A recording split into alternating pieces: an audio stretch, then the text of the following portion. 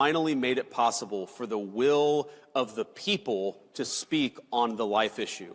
And that was the Dobbs decision. What that did is it gave the abortion question back to the people. It took it out of the hands of unelected bureaucrats and unelected judges and gave it back to the people. And I think the most important thing that we can do, and as you know, Mercedes, I'm very pro-life, I'm a devout Christian, is that we have got to persuade our fellow Americans, because now we've got the power. We've got the power of persuasion. We've got to persuade our fellow citizens that unborn life is worthy of protecting. It is sacred in the eyes of God, and it should be sacred in the eyes of man too. And we have to pick up the torch and fight for that every single day. And I know you guys are up for the task. I am too.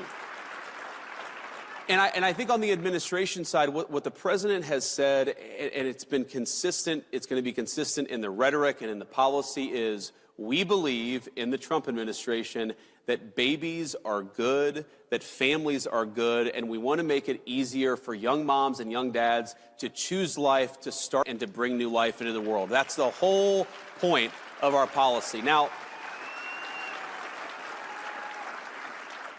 some of that, of course, is supporting our great crisis pregnancy centers at the moment of these important health care decisions, encouraging young women to choose life at that important moment of choice. Some of that is bringing costs down so that, young moms and dads don't look to the future and a new baby and say, how can I afford this? And if they're able to actually afford to raise a family, maybe they'll start thinking of babies as the blessings that we all know that they are. Yeah. And I think... But I think fundamentally this is going to take a lot of leadership from the president on down, but from every single person in this room. We have got to persuade our fellow citizens to stop thinking about babies as inconveniences to be discarded. We've got to start thinking of them as blessings to cherish, and that's exactly what I promise to do. So now we're going to get personal. This is going to be so fun. Your faith. Yep. Why is it so important to you? What does it mean to you? Tell us why, when you go every single day to work, how faith is a part of who you are.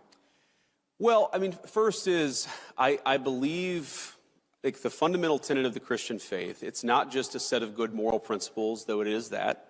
I think the fundamental tenet of our faith is that the Son of God became man, he died, and then he raised himself from the dead. That is the fundamental tenet of the Christian faith, and I think so much flows from that.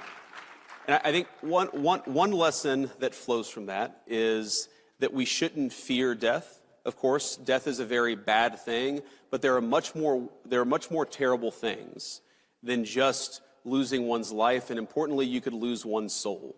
And I think whether it's fighting for the unborn or fighting for peace and security for our citizens, I want us to be the kind of society where my kids can grow up to be virtuous young people, can be good young Christians, of course, because that's what I'm trying to raise them to be. And that's what our public policy is trying to do. Creating the space where moms and dads can raise their children in their faith to become good young people who believe the things that I do.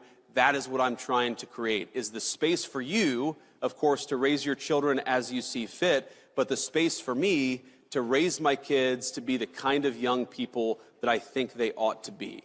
And the other thing that I take from it, Mercedes, is if you look at the long history of the Christian faith, we've been around for about 2,000 years now, give or take a few years, and there have been really dark times in the history of the Christian faith. There have been really good times in the history of the Christian faith. And I just try to remind myself that we put our faith in God above, we put our faith in the grace of God, and we try the best to do His will, and we don't worry so much about whether we're going to have earthly rewards. We worry about whether we're doing right by God Almighty above. That's what I try to do, and that's how I try to run my life in public.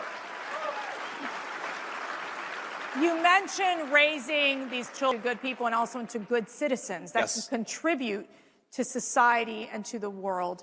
We had so many young people come out and support Donald Trump and JD Vance. And thank you. This past election. So what is your message? And what is your message